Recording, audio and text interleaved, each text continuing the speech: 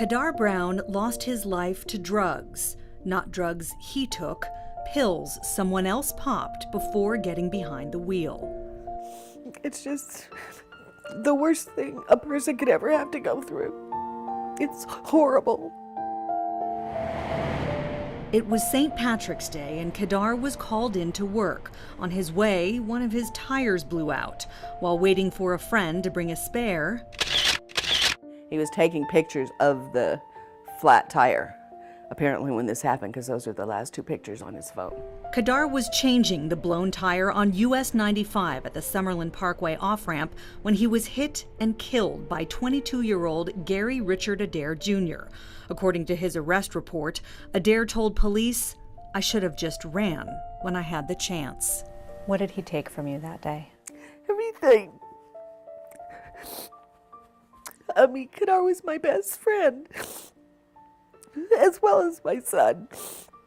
So, he destroyed 2 lives that day. The arrest report shows Adair was driving on expired registration with a fictitious decal to make it look like his plate was legal. He told officers he'd taken oxycodone, Xanax, and Percocet, and also shot heroin that morning. Anybody that gets behind the wheel of a vehicle in that condition is just a sociopath as far as I'm concerned. Despite all the drugs Adair told police he took, he's only been charged in this criminal complaint with being under the influence of 1 Xanax. Any kind of alcohol use tonight? Law enforcement sources say alcohol is easy. Big breath.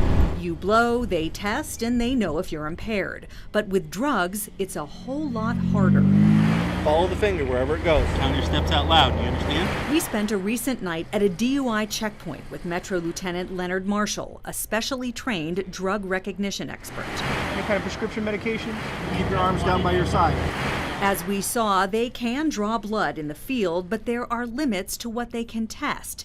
Field tests are accurate for drugs like marijuana, meth, or cocaine, and those drugs have legal limits, but prescription drugs don't. They haven't done all that research on the prescription drugs or the over-the-counter drugs to understand those specific levels that may be acceptable or not acceptable. Metro's lab cannot test for many highly abused prescription and synthetic drugs. Once someone is arrested, their blood often has to be sent across the country to Willow Grove, Pennsylvania. We can only take their blood, send it to the lab, wait for the lab to come back and give us a result, many months later. Metro admits there's a backlog of nearly a year, but says they stay within the statute of limitations on cases. We spoke to Deputy District Attorney Brian Rutledge about the problem last May. After the arrest, the cases just stagnate because not enough resources have been put into the lab to do the blood testing we need to actually go forward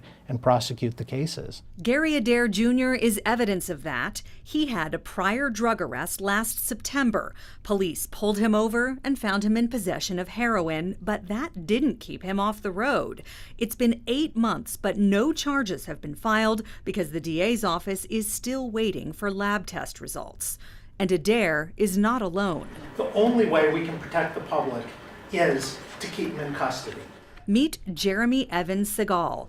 With 2 DUI convictions already on his rap sheet, Segal was charged with a 3rd, driving under the influence of Xanax last May, and another one on September 5th. He was released on house arrest and charged with a 5th felony DUI the very next day, all involving prescription drugs. Over the last 5 years, You're being placed under arrest for DUI tonight, okay? Metro has made nearly 43,000 DUI arrests. Almost 25% involve drugs, and it's likely a lot more because they don't track drugs and alcohol separately in felony cases. Law enforcement sources say there's a higher percentage of DUI drug cases where people are hurt, or in Kadar Brown's case, Just everything reminds me of him. killed. Darcy Spears, Channel 13, Action News.